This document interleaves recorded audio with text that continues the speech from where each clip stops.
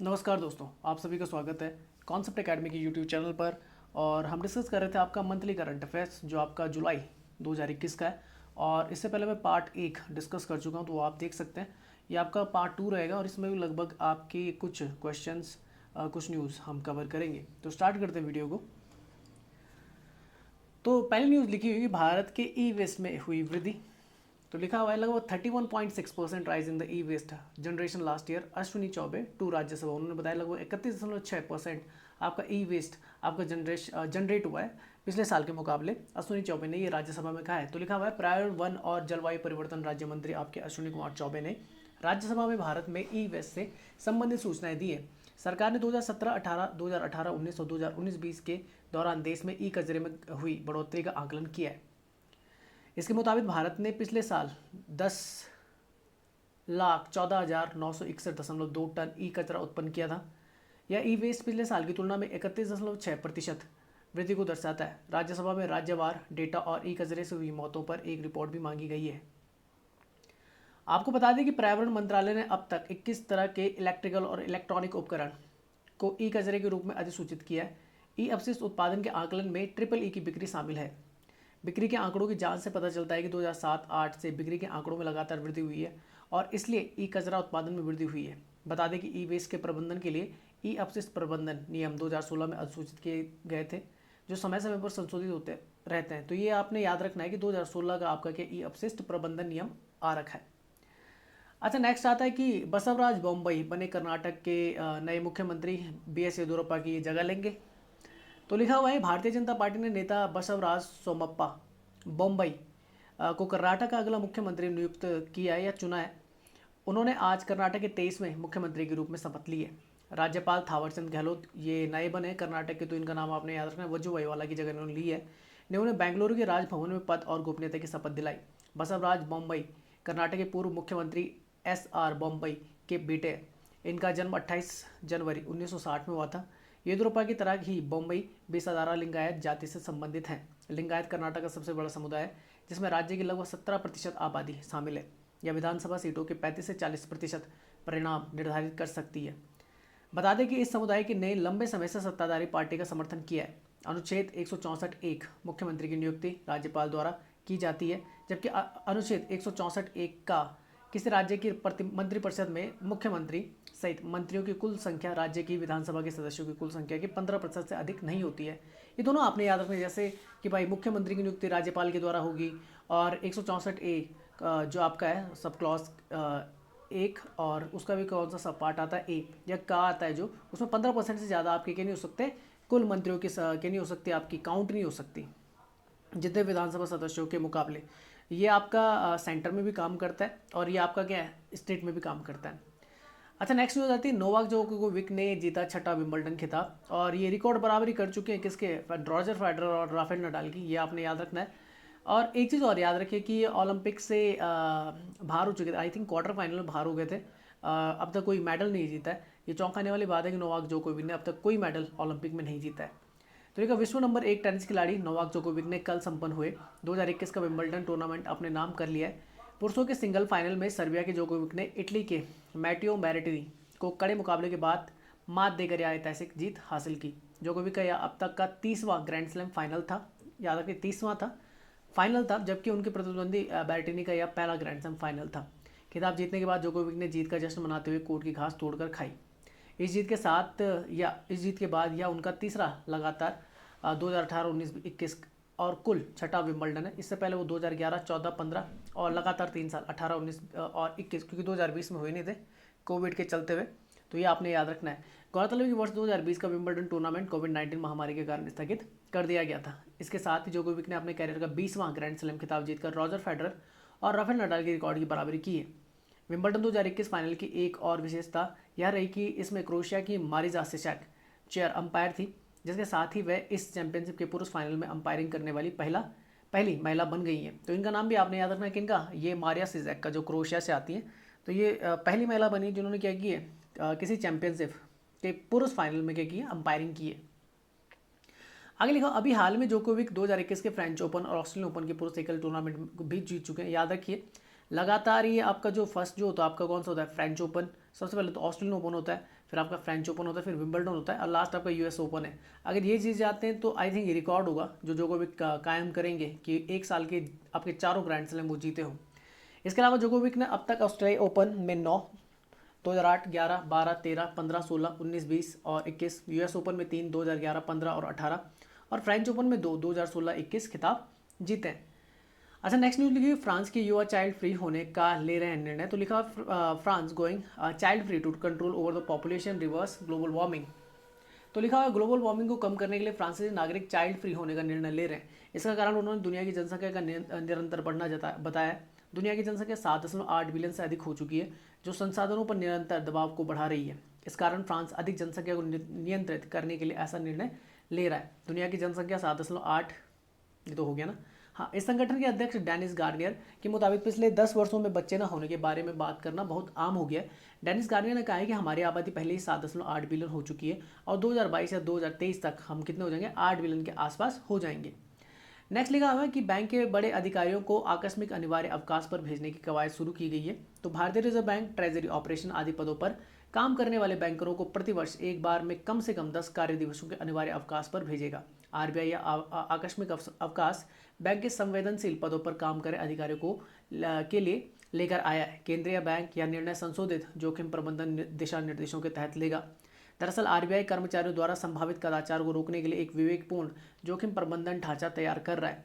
मुख्य और संवेदनशील पदों पर कार्य करने वाले अधिकारियों को कोई पूर्व सूचना दिए बिना आकस्मिक अवकाश पर भेजा जाएगा। अनिवार्य अवकाश के दौरान बैंक कर्मचारियों को उनके कार्य से संबंधित किसी भी फिजिकल या वर्चुअल रिसोर्सेज तक पहुंच नहीं दी जाएगी।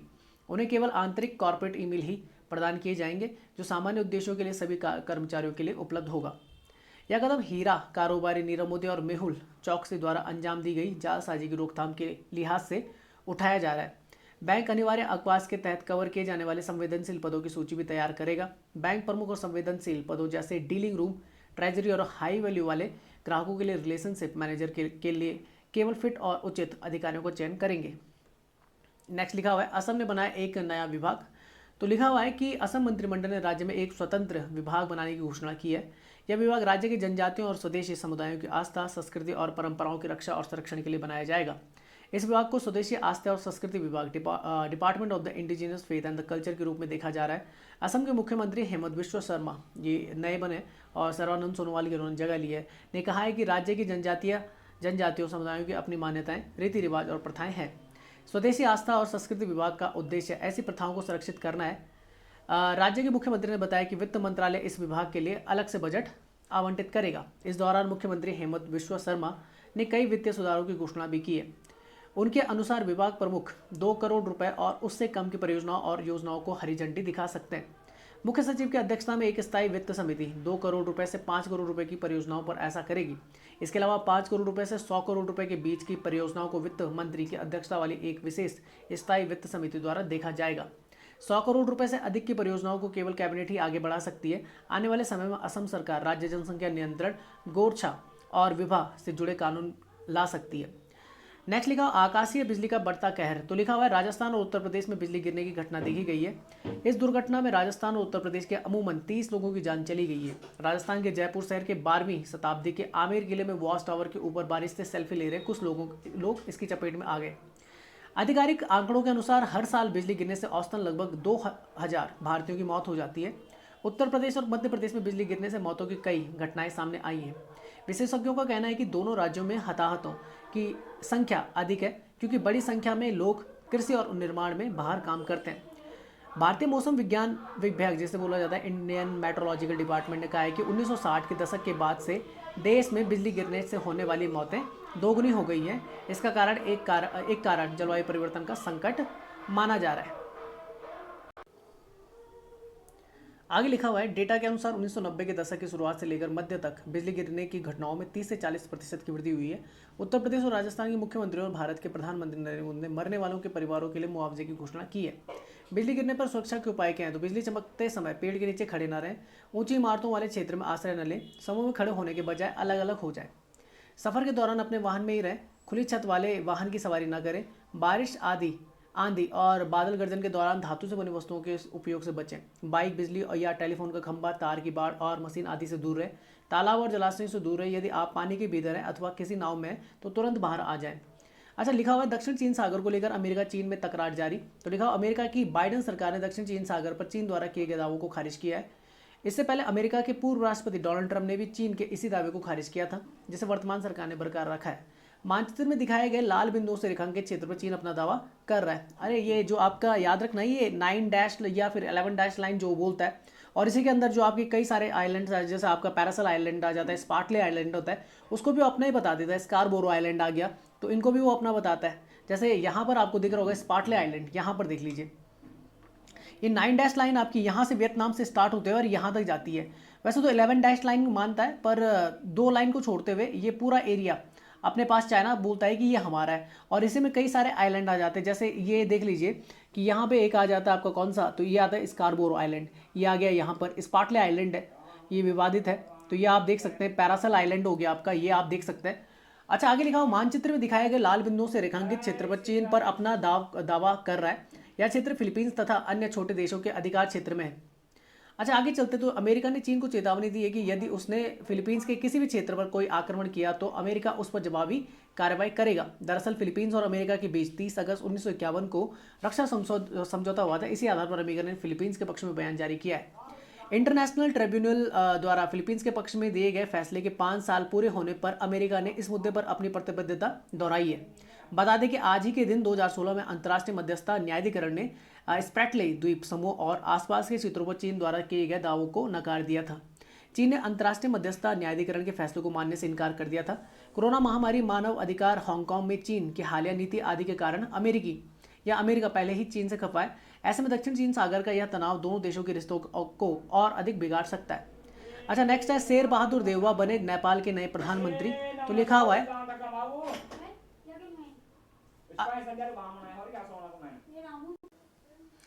नेपाली कांग्रेस के अध्यक्ष शेर बहादुर देउवा आज नेपाल के नए प्रधानमंत्री के रूप में शपथ ग्रहण करेंगे। इस पद हेतु वे केपी शर्मा ओली की जगह लेंगे। कल नेपाल की सुप्रीम कोर्ट की 5 सदस्यीय संविधान पीठ ने भंग पड़े संसद के निचले सदन को बहाल करने के साथ ही देउबा को 2 दिन के भीतर प्रधानमंत्री के रूप में नियुक्त करने का परमादेश जारी किया था। गौरतलब कि परमादेश का शाब्दिक अर्थ है हम आज्ञा देते हैं। इसके द्वारा न्यायालय अधिकार को आदेश देता है कि वह उस कार्य को करे जो उसके क्षेत्र के अधिकार के अंतर्गत आता है। दरअसल नेपाल के राष्ट्रपति विद्या देवी भंडारी ने प्रधानमंत्री ओली की अनुशंसा पर 275 सदस्यीय निचले सदन को इस साल 22 मई को भंग कर दिया था। राष्ट्रपति के इस फैसले के खिलाफ विपक्षी पार्टियों ने की ओर से सुप्रीम कोर्ट में याचिका दायर की गई और संसद को बहाल करने और शेर बहादुर देउवा को प्रधानमंत्री बनाने की मांग की गई थी। इससे पूर्व पिछले साल 20 दिसंबर को भी राष्ट्रपति ने संसद को भंग कर दिया था, जिसे शीर्ष अदालत ने 23 फरवरी को बहाल कर दिया था। हालांकि कोर्ट के फैसले ने देउवा के अगले प्रधानमंत्री बनने का रास्ता साफ कर दिया था, लेकिन इस पद पर बने रहने के लिए उन्हें विश्वास मत हासिल करना होगा। अच्छा, आगे आता बैड बैंक बना पीके माधवन नायर बने इसके प्रमुख। तो लिखा हुआ है कि national assets reconstruction company limited या बैड बैंक को मुंबई में पंजीकृत किया गया। इसके साथ ही भारतीय स्टेट बैंक एसबीआई के तनावग्रस्त संपत्ति विशेषज्ञ पद्म कुमार माधवन नायर को इसके प्रथम प्रबंध निदेशक के रूप में नियुक्त किया गया। नेतृत्व ने सौंपा गया। गारंटी से क्वेश्चन बनेगा क्योंकि ये नया बैंक, ये आपका क्या है, बैड बैंक नया बना है। तो किसने बनाया? आपका नेशनल, या इसे क्या बोला जाता है, national asset reconstruction company limited इसे बोला जाता है। अच्छा, इसके अन्य निदेशकों में भारतीय बैंक संघ आईबीए के chief executive Sunil Mehta, SBI के उप प्रबंध निदेशक सली सुकुमारन नायर और केंद्र बैंक के प्रतिनिधि अजीत कृष्णन नायर शामिल है। एनएआरसीएल को 7 जुलाई को 100 करोड़ रुपए की अधिकृत पूंजी के साथ स्थापित किया गया है और इसे केंद्र सरकार की कंपनी, यूनियन गवर्नमेंट कंपनी के रूप में वर्गीकृत किया गया। प्रारंभ में राज्य द्वारा संचालित बैंक 89,000 करोड़ के 22 बैड लोन खातों को एनएआरसीएल को हस्तांतरित करेंगे।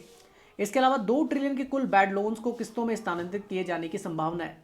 वित्त वर्ष 2021-22 बजट की घोषणा के अनुसार एनएआरसीएल में 500 करोड़ या उससे अधिक के बैड लोन अकाउंट्स होंगे। एनएआरसीएल की संरचना में एक परिसंपत्ति पुनर्निर्माण कंपनी और एक परिसंपत्ति प्रबंधन कंपनी शामिल होगी, जो कि खराब परिसंपत्तियों की वसूली और प्रबंधन का काम करेगी।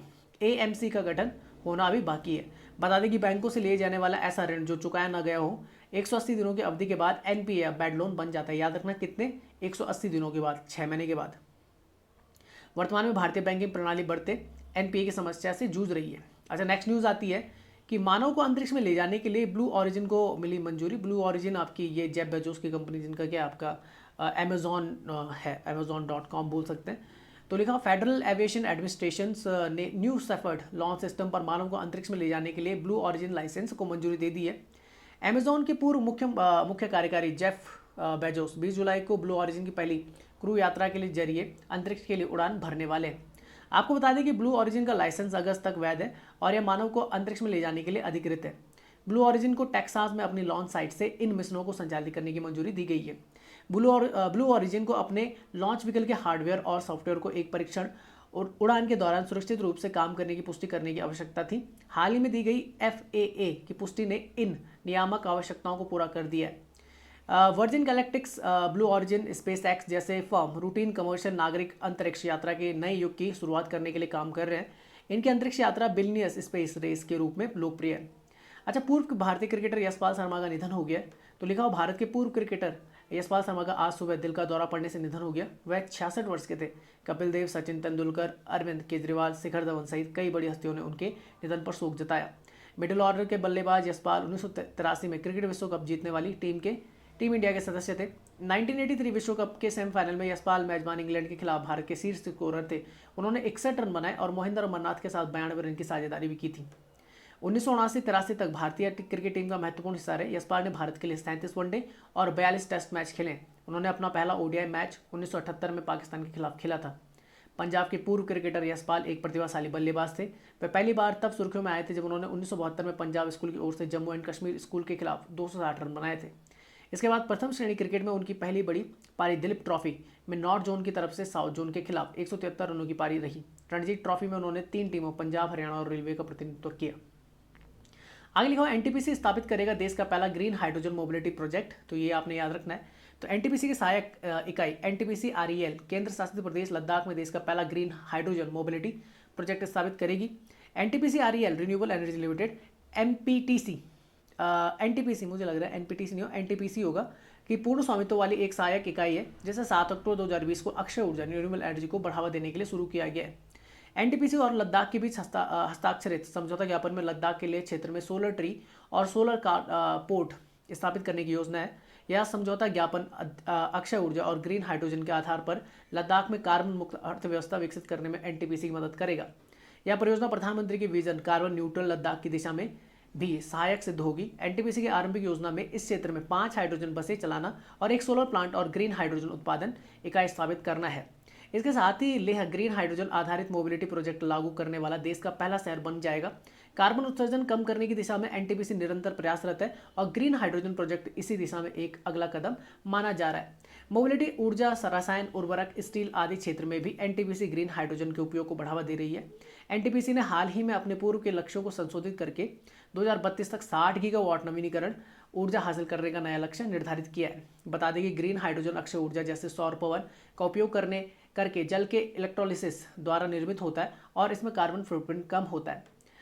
नेक्स्ट न्यूज हुई कि दिल्ली विश्वविद्यालय में बंगबंधु चेयर की स्थापना की गई है। बंगबंधु जो बोले जाते हैं जातिर पिता बोले जाते हैं, और बंगबंधु बोला जाता है आपका शेख मुजीबुर रहमान को, जो बोलते हैं father of nation of the Bangladesh जिन्हें बोला जाता है, और शेख हसीना जो अभी वहाँ की प्रधानमंत्री बांग्लादेश की, वो उनकी बेटी है। तो दिल्ली विश्वविद्यालय भारत और बांग्लादेश के बीच एक रिश्ते को मजबूत करने पर जोर दे रहा है। तो भारतीय सांस्कृतिक संबंध परिषद ICCR और दिल्ली विश्वविद्यालय के बीच बंगबंधु चेयर की स्थापना के लिए एक समझौता ज्ञापन पर हस्ताक्षर किए गए। यह चेयर दिल्ली विश्वविद्यालय में स्थापित की जाएगी।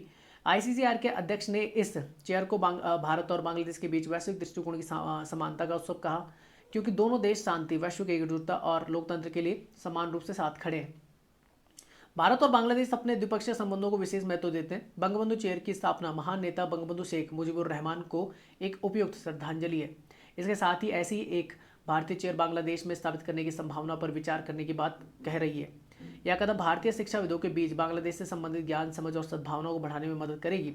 इस चेयर के जरिए भारत और बांग्लादेश की साझी विरासत को आगे बढ़ाया जाएगा। यह चेयर दोनों देशों के भूगोल, इतिहास, संगीत, ललित कला, राजनीति विज्ञान, अंतर्राष्ट्रीय संबंध और समाजशास्त्र सहित आधुनिक भारतीय भाषाओं जैसे विषयों पर ध्यान केंद्रित करेगी। नेपाल में जल विद्युत परियोजना विकसित करेगा भारत। तो लिखा हुआ है नेपाल ने जल विद्युत परियोजना विकसित करने के लिए भारत के सतलज जल विद्युत निगम के साथ 130 करोड़ अमेरिकी डॉलर के समझौते पर हस्ताक्षर किए हैं। यह परियोजना पूर्वी नेपाल में विकसित की जाएगी, जिसकी कुल क्षमता 679 मेगावाट होगी। भारत द्वारा नेपाल में विकसित की जाने वाली यह दूसरी बड़ी परियोजना होगी। निवेश बोर्ड नेपाल द्वारा जारी एक प्रेस विज्ञप्ति के अनुसार 2017 के लागत अनुमानों के आधार पर सबसे बड़ी विदेशी निवेश परियोजना पूर्वी नेपाल में संखुवा सभा और भोजपुर जिलों के बीच स्थित होगी। अच्छा, पिछली परियोजनाओं के अंतर्गत कुल 900 मेगावाट क्षमता वाले संयंत्रों को विकसित किया गया था। दोनों ही परियोजनाओं का संबंध पूर्वी नेपाल के संखुवा सभा जिले में प्रभावित अरुण नदी, ये कहाँ की नदी है आपकी, तो याद रखना अरुण नदी कहाँ की, नेपाल की नदी है। इस परियोजना का निर्माण boot build own operate and transfer model के अंतर्गत किया जाएगा। इस मॉडल के अंतर्गत परियोजना विकसित करने वाली कंपनी ही कुछ वर्षों तक इसका स्वामित्व और संचालन संभालती है तथा निर्धारित अवधि के बाद इसे उसके असली मालिक को सौंप देती है। सतलज जल विद्युत निगम इस परियोजना को 4 वर्षों के भीतर पूरा करेगा और बूट मॉडल के तहत 25 वर्षों तक इसका संचालन करेगा। नेक्स्ट न्यूज आती है कि अब भारत करेगा स्पुतनिक वी वैक्सीन का उत्पादन।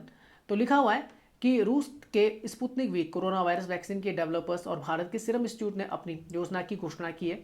इस योजना के तहत भारत में सितंबर में Sputnik V corona virus vaccine का उत्पादन शुरू करने की बात की गई है। रूस का सॉवरेन वेल्थ फंड वैश्विक स्तर पर वैक्सीन को बढ़ावा दे रहा है। सॉवरेन वेल्थ फंड के अनुसार भारत में प्रति वर्ष वैक्सीन की 300 मिलियन से अधिक खुराक का उत्पादन करने की योजना थी। इससे भारत स्पुतनिक वी के कुछ के लिए प्रमुख उत्पादन केंद्र के रूप में सामने आता है। रशियन डायरेक्ट इन्वेस्टमेंट फंड के अनुसार पार्टियों को इरादा भारत में सितंबर 2021 में पहले बैच के साथ प्रति वर्ष वैक्सीन की 300 मिलियन से अधिक खुराक का उत्पादन करने का है। RDIF ने कहा है कि मात्रा के हिसाब से दुनिया की सबसे बड़ी वैक्सीन निर्माता company serum institute of India को रूस के गमालिया केंद्र, ये जो आपकी स्पुतनिक वी ये इसने बनाई है गमालिया सेंटर ने, से सेल और वेक्टर नमूने पहले ही मिल चुके हैं। वैसे अगर मैं बोलूँ तो भारत में स्पुतनिक वी इससे पहले उत्पादन कौन कर रहा था, जो प्रोड्यूस कर रहा था वो कर रही थी आपकी कौन सी, डॉक्टर्स रेड्डीज, जो ये बोल सकते हैं फार्मास्यूटिकल कंपनी है। तो लिखा RDIF ने के अनुसार भारतीय स्पुतनिक वी वैक्सीन के उत्पादन के लिए प्रमुख उत्पादन केंद्र है। भारतीय औषधि महानियंत्रक DCGI डायरेक्टर, जिसे बोला जाता है आपका director controller general of drugs controller general of India द्वारा उनके आयात को मंजूरी मिलने के साथ कल्टीवेशन की प्रक्रिया शुरू हो गई है। स्पुतनिक वी वैक्सीन को वैश्विक स्तर पर 67 देशों में पंजीकृत किया गया है, जिसकी कुल आबादी लगभग 3.5 बिलियन से अधिक हो जाती है। 3.5 बिलियन होता है लगभग 350 करोड़। भूटान में लॉन्च हुआ भीम UPI। तो लिखा हुआ है भारत की वित्त मंत्री श्रीमती निर्मला सीतारमण ने भूटान की वित्त मंत्री श्री ल्योम्पो नाम की शेरिंग ने संयुक्त रूप से भूटान में भीम UPI लॉन्च किया। श्रीमती सीतारमण ने इस मौके पर कहा कि भारत की नेबरहुड फर्स्ट पॉलिसी के अंतर्गत भूटान में इस सेवा की शुरुआत की गई है। उन्होंने कहा कि कोविड महामारी के दौरान भारत में डिजिटल लेन देन के क्षेत्र में भीम UPI ने एक महत्वपूर्ण उपलब्धि हासिल की है। 2020-21 में भीम UPI के माध्यम से कुल 41 करोड़ रुपए मूल्य के 22 मिलियन लेन देन किए गए। यह सेवा 2019 में भारत के प्रधानमंत्री की भूटान यात्रा के दौरान किए गए वादों का परिणाम है। उस यात्रा के बाद क्रमशः 2 चरणों में भारत ने रुपए कार्ड की भूटान में स्वीकृति और भूटान के कार्ड की भारत में स्वीकृति पहले ही दी जा चुकी है। इस भुगतान सुविधा से हर साल भूटान की यात्रा करने वाले लाखों पर्यटकों और व्यवसायियों को सबसे अधिक लाभ होगा। साथ ही दोनों देशों के संबंध मजबूत होंगे। बता दें कि भूटान भीम ऐप के माध्यम से मोबाइल आधारित भुगतान स्वीकृत करने वाला भारत का पहला पड़ोसी देश बन गया है। नेक्स्ट आता है नीट UG में जोड़ी गई अन्य 2 भाषाएं। तो लिखा हुआ केंद्रीय शिक्षा मंत्री धर्मेंद्र प्रधान ने घोषणा की है कि पहली बार मेडिकल प्रवेश परीक्षा नीट UG 13 भाषाओं में आयोजित की जाएगी। इसमें हाल ही में पंजाबी और मलयालम भाषाओं को शामिल किया गया है। तो अब टोटल मिला के 13 भाषाएं हो गई है। तो लिखा उन्होंने यह भी कहा है कि मध्य पूर्व में भारतीय छात्र समुदायों की सुविधा के लिए कुवैत में national eligibility cum entrance test, जिसे आपका नीट की फुल फॉर्म बोला जाता है, national eligibility cum entrance test के लिए एक नया परीक्षा केंद्र खोला गया है। नीट UG परीक्षा के इतिहास में पहली बार और मध्य पूर्व में परीक्षा केंद्र खोला गया है। नीट UG 2021 पहली बार पंजाबी और मलयालम 2 नई भाषाओं के साथ कुल 13 भाषाओं में आयोजित की जाएगी। अब छात्र यह परीक्षा हिंदी, पंजाबी, असमिया, बंगाली, उड़िया, गुजराती, मराठी, तेलुगु, मलयालम, कन्नड़, तमिल, उर्दू और अंग्रेजी भाषाओं में दे सकेंगे। आपको बता दें कि 1 अगस्त को होने वाली नीट परीक्षा अब 12 सितंबर को आयोजित की जाएगी। इसके साथ ही जिन शहरों में परीक्षा आयोजित की जाती है उनकी संख्या 155 से बढ़ाकर 198 की जाएगी। परीक्षा केंद्रों की संख्या भी 2020 में इस्तेमाल किए गए 3862 से बढ़ाई जाएगी। पिछले साल यह परीक्षा 13 सितंबर को कोविड-19 महामारी को देखते हुए बेहद सावधानियों के बीच आयोजित की गई थी। परीक्षा में कुल 13.66 लाख उम्मीदवार शामिल हुए थे, जिनमें से 7,71,500 ने क्वालिफाई किया था। अच्छा, नेक्स्ट लिखा हेनरिएटा फॉरेन ने यूनिसेफ कार्यकारी निदेशक पद से आपका क्या दिया, इस्तीफा दिया। यूनिसेफ की आपकी हेड थी कौन, हेनरिएटा H4 है। तो लिखा यूनिसेफ की कार्यकारी निदेशक एग्जीक्यूटिव डायरेक्टर हेनरिटा फोरे ने अपने पद से इस्तीफा दे दिया है। उन्होंने अपना इस्तीफा संयुक्त राष्ट्र महासचिव एंटोनियो गुटेरेस को सौंपा है। गुटेरेस ने संयुक्त राष्ट्र बाल एजेंसी की प्रमुख के रूप में उनके प्रेरक नेतृत्व की प्रशंसा की है। उन्होंने इस इस्तीफे का कारण कुछ पारिवारिक स्वास्थ्य मुद्दे बताए। हेनरिटा फोरे ने 1 जनवरी 2018 को यूनिसेफ का नेतृत्व संभाला था। फोरे अमेरिका जन स्वास्थ्य एवं अंतर्राष्ट्रीय विकास अधिकारी भी रही हैं। वह US agency for international development की प्रमुख बनने वाली पहली महिला है। संयुक्त राष्ट्र महासचिव ने हेनरिटा फोरे को दुनिया भर में बच्चों और युवाओं के सामने आने वाली असाधारण चुनौतियों का सामना करने के लिए उनके उत्कृष्ट कार्य के लिए उनके जीवन को बेहतर बनाने के लिए धन्यवाद दिया। इसके साथ ही उन्हें कोविड-19 के लिए वैश्विक प्रतिक्रिया में यूनिसेफ की महत्वपूर्ण भूमिका के लिए सराहा गया। उनके नेतृत्व के परिणाम स्वरूप यूनिसेफ अब सार्वजनिक और निजी क्षेत्र की भागीदारी की श्रृंखला वाला संगठन है।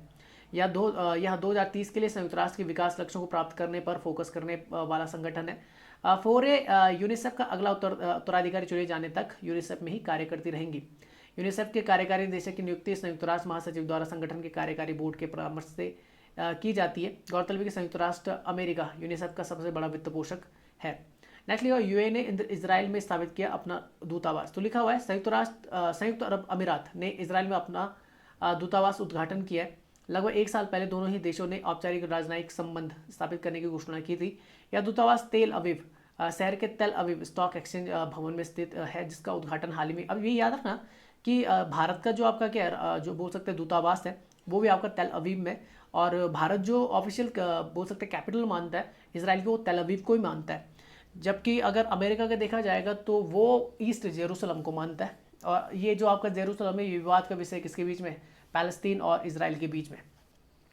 बता दें कि पिछले महीने इजराइल ने भी यूएई में अपना दूतावास का उद्घाटन किया था। इजराइल के नए राष्ट्रपति इसाक हर्जोग और संयुक्त अरब अमीरात के राजदूत मोहम्मद अल खाजा ने इसे दोनों देशों के संबंध सुधारने की दिशा में मील का पत्थर बताया। पिछले वर्ष सितंबर महीने में तत्कालिक अमेरिकी राष्ट्रपति डोनाल्ड ट्रंप की मध्यस्थता से इजराइल, संयुक्त अरब अमीरात और बहरीन के मध्य शांति स्थापित करने के उद्देश्य से अब्राहम अकॉर्ड या अब्राहम समझौता संपन्न हुआ था। इजरायली विदेश मंत्री यार लापिद के अनुसार इस समझौते के बाद दोनों देशों के मध्य द्विपक्षीय व्यापार $675.22 मिलियन से अधिक हो गया। यूएई की वर्तमान पहल के साथ ही यह इजराइल को मान्यता देने वाला तीसरा प्रमुख अरब देश बन गया। नेक्स्ट आता है अब लक्ष्य सार्वजनिक वितरण प्रणाली में होगा सुधार। तो लिखा UN world food programme partners with the Rajasthan government to improve the targeted public distribution system. तो लिखा संयुक्त राष्ट्र विश्व खाद्य कार्यक्रम WFP और राजस्थान सरकार के बीच एक समझौते पर हस्ताक्षर किए गए। इसके द्वारा राज्य में लक्ष्य सार्वजनिक वितरण प्रणाली में सुधार किया जाएगा। इस समझौते में DTPAS की निगरानी के लिए डिजिटलीकरण, डेटा एकत्रीकरण, प्रदर्शन डैशबोर्ड का उपयोग आदि शामिल है। इस प्रकार इस समझौते के द्वारा लाखों लोगों के लिए खाद्य और पोषण सुरक्षा में सुधार के लिए एक दीर्घकालिक समाधान मिल सकेगा। यह खाद्य सुरक्षा तंत्र के शुरू से अंत तक कंप्यूटरीकरण से प्रभाव उत्पन्न करने के लिए एक रणनीतिक साझेदारी है। इसके द्वारा सरकार के साथ मिलकर परिचालन और नीतिगत निर्णय के लिए सुविधा के लिए डेटा और निरीक्षण का उपयोग किया जाएगा। यह साझेदारी WFP और राजस्थान सरकार के खाद्य और नागरिक आपूर्ति विभाग के बीच हुई है। यह पिछले साल के अंत में हस्ताक्षरित एक व्यापक रणनीतिक समझौता ज्ञापन का हिस्सा है। आगे लिखा हुआ है राजस्थान राष्ट्रीय खाद्य सुरक्षा अधिनियम के तहत लगभग 4.5 करोड़ लाभार्थियों को शामिल किया गया। इन्हें यह लाभ 26,657 उचित मूल्यों की दुकानों के नेटवर्क के माध्यम से मुहैया कराया जाएगा। अच्छा, फिर आता है क्या है साइटोमेगालो वायरस। तो लिखा हुआ है कोविड संक्रमित कुछ रोगियों में संक्रमण के 20 से 30 दिन के बाद साइटोमेगालो वायरस का संक्रमण देखने को मिला है। इसके संक्रमण से रोगियों में पेट दर्द और मलाशय में रक्तस्राव जैसी समस्याएं देखने को मिली हैं। कोविड संक्रमण के कारण रोग प्रतिरोधक क्षमता का कमजोर होना और स्टेरॉइड का अत्यधिक उपयोग CMV संक्रमण का मुख्य कारण है। विशेषज्ञ डॉक्टर के अनुसार CMV अथवा HHV5 ह्यूमन हार्पेस वायरस 5 सर्वाधिक संक्रमित होने वाले वायरसों में से एक है। CMV एक ऐसा वायरस है जिससे सामान्य इम्यूनिटी वाले रोगी प्राकृतिक रूप से बचपन में ही संक्रमित हो जाते हैं। एसिम्प्टोमेटिक प्रकृति के इस वायरस से एक बार संक्रमित होने के बाद यह व्यक्ति के शरीर में ताउम्र मौजूद रहता है। अब देख लीजिए असिम्प्टोमेटिक कंडीशन होती है, मतलब इसके बोलते हैं लक्षण जो आपको हैं वो देखने को ज़्यादा नहीं मिलते हैं। आमतौर पर व्यक्ति को इस बात का आभास भी नहीं होता है कि वर्षों से उसका शरीर एक वायरस का निवास स्थान है। इसका कारण यह वायरस केवल कैंसर, एड्स और हाल ही में ट्रांसप्लांट करवाए गंभीर मरीजों को भी प्रभावित करता है। असिम्प्टोमेटिक होने के कारण यह वायरस किसी संक्रमित व्यक्ति की लार, रक्त, यूरिन, वीर्य आदि के संपर्क में आने से फैलता है। हालांकि अधिकांश संक्रमित रोगियों में इसके कोई लक्षण देखने को नहीं मिलते हैं, फिर भी बुखार, रात में पसीना आना, जोड़ों और मांसपेशियों में दर्द, वजन का घटना और भूख में कमी आदि इसके लक्षण हो सकते हैं। CMV ने लक्षण इस बात पर निर्भर करते हैं कि वायरस ने शरीर के किस अंग को प्रभावित किया है। सामान्यतः यह आंख, फेफड़ा और पाचन तंत्र को प्रभावित करता है तथा इस वायरस के लक्षण अधिकतम 2 हफ्तों तक ही देखने को मिलते हैं। नेक्स्ट आता भारत के राष्ट्रीय प्लास्टिक सर्जरी दिवस को मिली वैश्विक मान्यता। तो लिखा हुआ है कि भारत में 15 जुलाई को राष्ट्रीय प्लास्टिक सर्जरी दिवस मनाया जाता है। भारत के द्वारा मनाए जाने वाले इस दिवस को अब वैश्विक स्तर पर भी पहचान मिली है। American society of the plastic surgeon द्वारा हाल ही में आयोजित विभिन्न देशों के प्लास्टिक सर्जरी संघों के अध्यक्षों की एक बैठक में इस अवधारणा पर चर्चा की गई। Association of the plastic surgeon of India APSI ने इसे विश्व प्लास्टिक सर्जरी दिवस के रूप में दुनिया भर में अपनाए जाने के फैसले की जानकारी दी है। 15 जुलाई को विश्व प्लास्टिक सर्जरी दिवस के रूप में मनाने का निर्णय वर्ल्ड काउंसिल ऑफ लीडर्स में भारत में इस दिवस की सफलता को देखते हुए लिया गया। भारत में राष्ट्रीय प्लास्टिक सर्जरी दिवस की अवधारणा की शुरुआत 2011 में Coimbatore based plastic surgeon S राजा सबपति के प्लास्टिक सर्जरी के बारे में जागरूकता पैदा करने के लिए की थी। गौरतलब है कि प्लास्टिक सर्जरी की शुरुआत भारत में मानी जाती है और सुश्रुत को प्लास्टिक सर्जरी के संस्थापक के रूप में माना जाता है। प्लास्टिक सर्जरी एक सर्जिकल विशेषता है जिसमें मानव शरीर की मरम्मत, पुनर्निर्माण और परिवर्तन किया जाता है। प्लास्टिक सर्जरी को 2 मुख्य श्रेणियों में विभाजित किया जाता है, पुनर्निर्माण सर्जरी और कॉस्मेटिक सर्जरी। पुनर्निर्माण सर्जरी में कॉर्नियोफेशियल सर्जरी, हाथ की सर्जरी, माइक्रो सर्जरी और जलने का उपचार शामिल है। इसका उद्देश्य शरीर के एक हिस्से का पुनर्निर्माण करना और उसके कामकाज में सुधार करना है। कॉस्मेटिक या सौंदर्य सर्जरी का उद्देश्य शरीर की दिखावट में सुधार लाना है। नेक्स्ट आता है कि अनुच्छेद 340 के तहत गठित आयोग के कार्यकाल का विस्तार किया गया। तो प्रधानमंत्री श्री नरेंद्र मोदी की अध्यक्षता में केंद्रीय मंत्रिमंडल ने संविधान के अनुच्छेद 340 के तहत गठित आयोग के कार्यकाल के विस्तार को मंजूरी दे दी है। यह आयोग केंद्रीय सूची में अन्य पिछड़ा वर्ग OBC के भीतर उप वर्गीकरण के मुद्दों की जांच कर रहा है। इस आयोग के कार्यकाल का यह 11वां विस्तार होगा जो 31 जुलाई 2021 के बाद से अगले 6 महीने तक यानी 31 जनवरी 2022 तक प्रभावी रहेगा। इस आयोग के कार्यकाल और इसके संदर्भ की शर्तों में प्रस्तावित विस्तार इसे विभिन्न हितधारकों के परामर्श के बाद अन्य पिछड़ा वर्ग के उप वर्गीकरण से जुड़े मुद्दों पर एक व्यापक रिपोर्ट प्रस्तुत करने में सक्षम बनाएगा। इस आयोग के कार्यकाल को बढ़ाने संबंधी आदेश को राष्ट्रपति के अनुमोदन के बाद अधिसूचित किया जाएगा। बता दें कि संविधान का अनुच्छेद 340 राष्ट्रपति को पिछले वर्गों की स्थिति की जांच के लिए एक आयोग की नियुक्ति की शक्ति प्रदान करता है। वहीं संविधान का अनुच्छेद 338B पिछड़े वर्गों के लिए एक राष्ट्रीय आयोग की बात करता है। विश्व युवा कौशल दिवस 2021 तो लिखा हुआ है आज दुनिया भर में विश्व युवा कौशल दिवस मनाया जा रहा है। वर्ष 2014 में संयुक्त राष्ट्र महासभा ने युवाओं में रोजगार और उद्यमिता के लिए कौशल विकसित करने के मकसद से हर साल 15 जुलाई को विश्व युवा कौशल दिवस मनाने की घोषणा की थी। यूनेस्को के मुताबिक इस समय 19 देशों में स्कूल पूरी तरह बंद है जिससे लगभग 157 मिलियन शिक्षार्थी प्रभावित हुए हैं। वहीं आंशिक रूप से स्कूल बंद होने के कारण विश्व के 768 मिलियन युवाओं को शिक्षण प्रभावित हुआ है। यूनेस्को, अंतर्राष्ट्रीय श्रम संगठन ILO और विश्व बैंक द्वारा संयुक्त रूप से एकत्रित तकनीकी और व्यावसायिक शिक्षा और प्रशिक्षण TVET संस्थाओं का एक सर्वेक्षण किया गया है। इसके अनुसार दूरस्थ प्रशिक्षण कौशल प्रदान करने का सबसे सामान्य तरीका बन गया है जिसमें पाठ्यक्रम अनुकूलन, कनेक्टिविटी, मूल्यांकन और प्रमाणन प्रक्रियाएं आदि में काफ़ी कठिनाई पाई गई है। अंतर्राष्ट्रीय श्रम संगठन की माने तो विश्व स्तर पर 2020 में युवाओं के रोजगार में 8.7% की गिरावट देखने को मिली थी। रोजगार में सर्वाधिक गिरावट मध्यम आय वाले देशों में देखने को मिली है। लास्ट न्यूज़ आती है कि बंडारू दत्तात्रेय बने हरियाणा के 18वें राज्यपाल। पहले ये हिमाचल प्रदेश के थे। तो लिखा बंडारू दत्तात्रेय ने आज हरियाणा के 18वें राज्यपाल के रूप में शपथ ली है। उन्होंने सत्यदेव नारायण आर्य का स्थान लिया है जिन्हें पिछले दिनों कैबिनेट फेरबदल के बाद त्रिपुरा के राज्यपाल होने का कार्यभार सौंप दिया गया। तो आप दोनों याद कर लें, सत्यदेव नारायण आर्य को कहाँ भेज दिया गया? आपका त्रिपुरा में। अच्छा, 11 सितंबर 2019 को श्री दत्तात्रेय ने हिमाचल प्रदेश के 27वें राज्यपाल का पदभार संभाला था। इससे पहले वे 2014 की NDA सरकार में बतौर श्रम और रोजगार राज्य मंत्री भी काम कर चुके हैं। सन 1965 में राष्ट्रीय स्वयंसेवक संघ से अपने राजनीतिक करियर की शुरुआत करने वाले श्री दत्तात्रेय भारतीय जनता पार्टी में विभिन्न दायित्वों का निर्वहन करते नजर आए हैं। आज शपथ ग्रहण के बाद हरियाणा के मुख्यमंत्री श्री मनोहर लाल खट्टर ने उन्हें राज्य की भौगोलिक, सांस्कृतिक और ऐतिहासिक पृष्ठभूमि से अवगत कराया। तो ये आपका पार्ट 2 खत्म होता है। एक और पार्ट आएगा तो वो आपका लास्ट होगा। जुलाई का जो आपका करंट अफेयर्स है वो आपका समाप्त हो जाएगा। उसके बाद आपका जो स्टार्ट किया जाएगा दोबारा से वो आ जाएगा आपका वीकली करंट अफेयर्स। तो इस वीडियो को जो PDF है मैं व्हाट्सएप ग्रुप और टेलीग्राम ग्रुप दोनों में आपका शेयर कर दूंगा कॉन्सेप्ट एकेडमी नाम से। वीडियो को अगर आप यूट्यूब में देख रहे हो तो लाइक करें, शेयर करें। चैनल को सब्सक्राइब नहीं किया तो चैनल को सब्सक्राइब कर लीजिए, बेल आइकन प्रेस कर लीजिए और नोटिफिकेशन पे क्लिक कर लीजिए ताकि मेरे द्वारा बनाई गई सारी वीडियो और जो आपकी क्या उसका नोटिफिकेशन आपको मिलता जाए। इसके अलावा मैं वीडियो का लिंक फेसबुक पे भी आपका शेयर कर देता हूँ, वहाँ से भी आप वीडियो का लिंक ले सकते हैं। तो फेसबुक पे भी आप हमारे पेज को लाइक कर सकते हैं। इसके अलावा हम इंस्टाग्राम पर भी, वहाँ पे भी आप जाके हमें फॉलो कर सकते हैं। तो वीडियो को देखने के लिए आप सभी का बहुत बहुत धन्यवाद। जय हिंद, जय भारत।